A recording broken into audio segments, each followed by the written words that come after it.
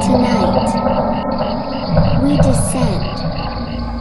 Have you ever walked through a store late at night and sworn the mannequins were watching you?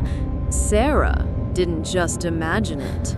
She watched them change until their faces looked just like the people she worked with. Sarah wasn't afraid of the dark. Not really. She'd worked graveyard shifts before. Gas stations, warehouses, even an overnight diner that never once turned the neon open sign off. She was used to the loneliness that came with being awake when the rest of the world slept. But malls were different. This one, Fairhill Galleria, had been closed to the public for nearly a year during renovations. It had reopened with bright murals, fresh floors, and dozens of new shops. The owners were proud of it, a, quote, modern temple of commerce, end quote, the press release had called it. The kind of place where everything smelled faintly of drywall dust and lemon cleaner. Sarah was just glad to have a job. Rent didn't pay itself. Her shift started at midnight. The mall closed at 11. By the time she clocked in, the last employees were already leaving, their footsteps echoing across the glossy tiles. She would nod, maybe exchange a word or two, and then the heavy double doors would shut behind them with a pneumatic hiss. After that, it was just her.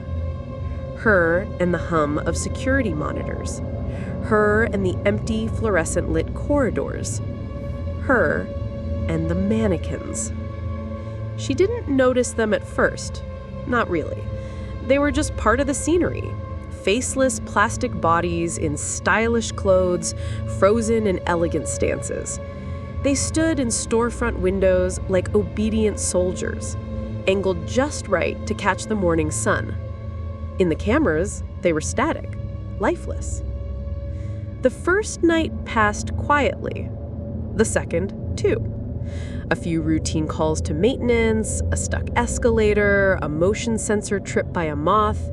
She did her rounds with a flashlight, checked the loading docks, signed off the logbook. It was the third night that something felt wrong. She was walking past a high-end women's boutique, Vera and Loom, when she stopped without realizing why. Her flashlight beam landed on a mannequin near the front. It was wearing a navy coat with gold buttons. Nothing strange about that, except the head was tilted now. Not much, just a few degrees. Chin slightly down, like it was looking at her. She frowned and stepped closer. The beam wavered. She told herself she was imagining it. Mannequins were always posed dramatically. Maybe the cleaners bumped it. Maybe she just hadn't paid attention before. But the unease in her gut didn't care about logic. It wasn't just the tilt, it was the expression. Not a real one. It still had no mouth, no eyes. But the posture felt human, intentionally human. As if someone had studied the way people slouched when they were tired and copied it just so. She stared for a long moment, then laughed under her breath.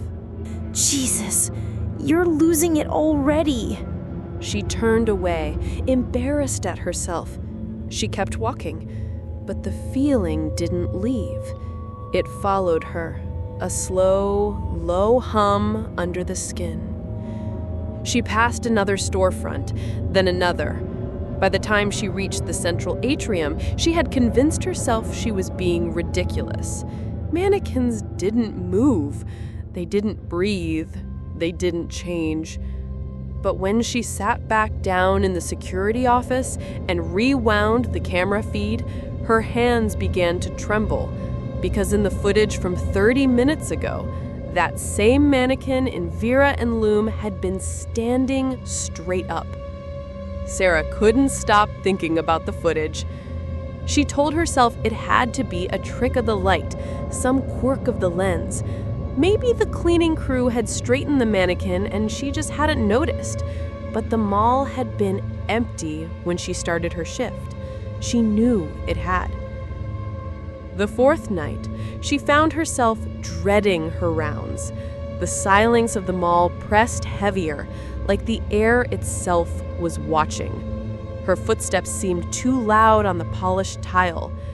Every squeak of her shoes echoed down the empty halls, bouncing back distorted, like whispers returning in the dark. When she passed Vera and Loom again, her chest tightened.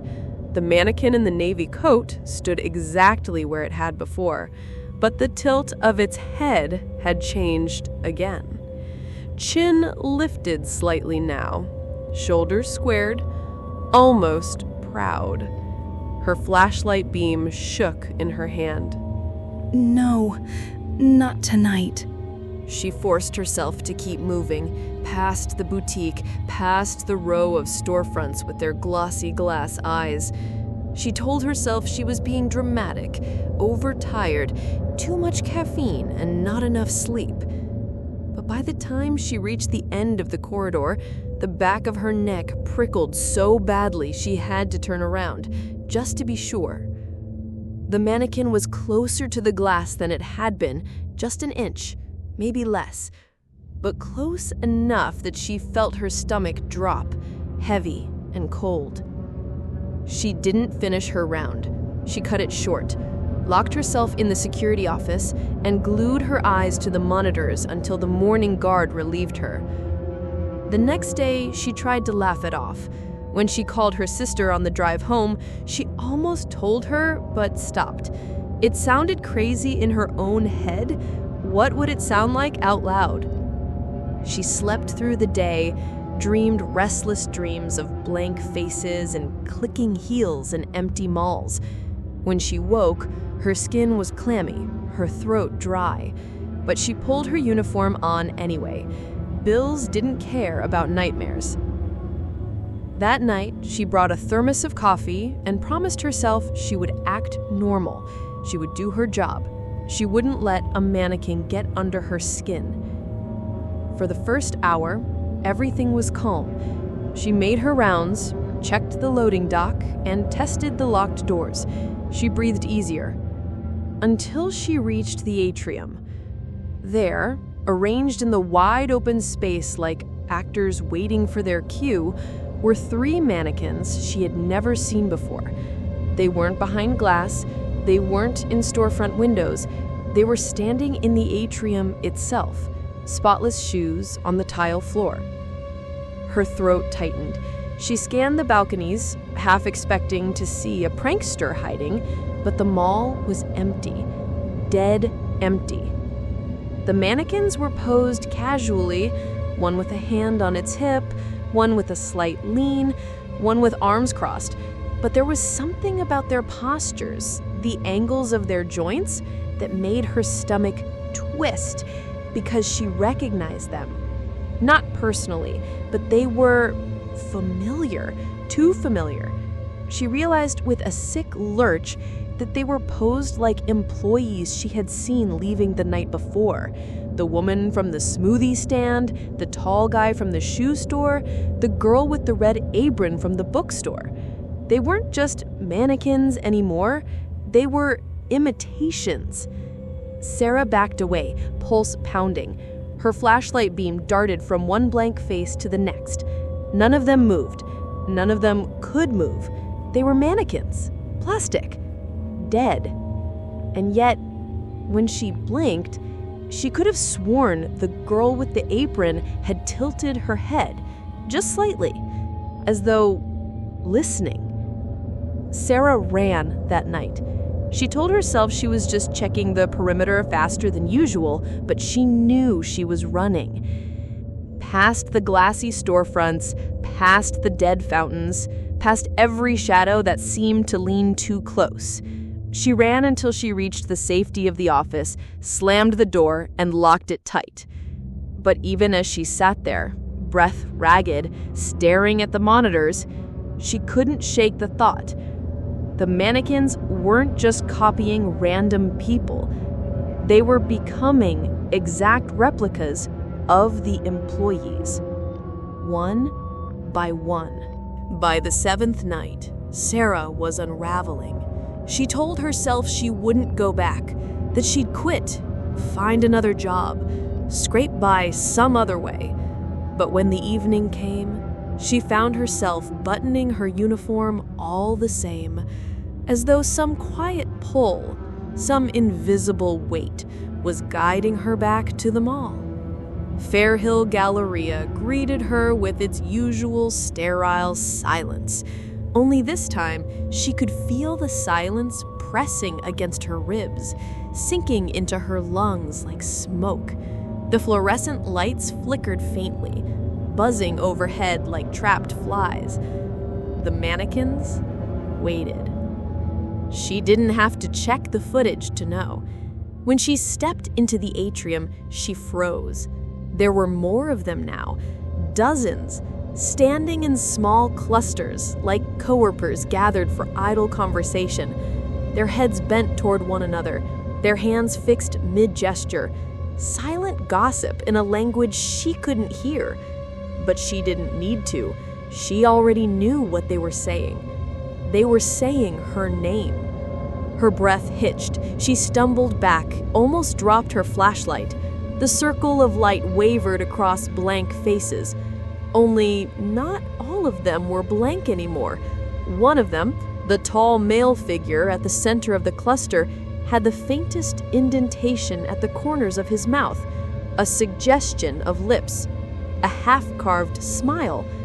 Another mannequin's features had softened too, its cheekbones less harsh, its brow shaped into something distinctly human, familiar even. It was becoming the shoe store employee.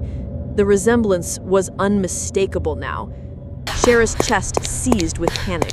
She fled the atrium, boots clattering against tile, the echo chasing her like footsteps. She ducked into a service corridor, hands fumbling for her radio. Dispatch, this is Sarah from Fairhill Galleria. I need... The radio hissed static.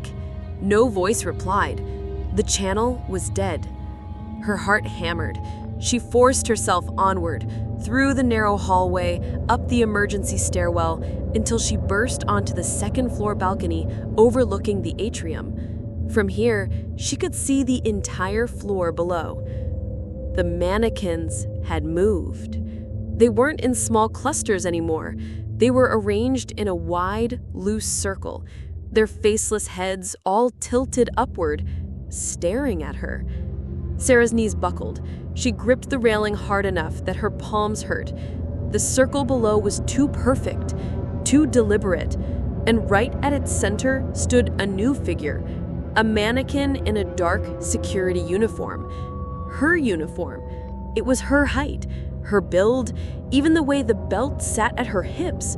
It was exact. Her throat closed.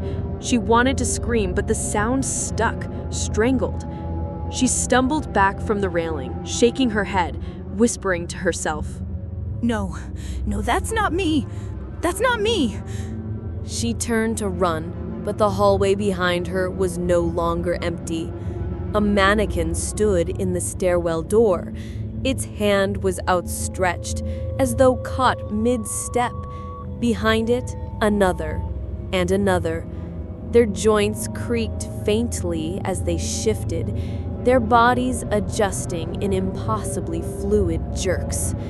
Sarah backed away, pulse roaring in her ears.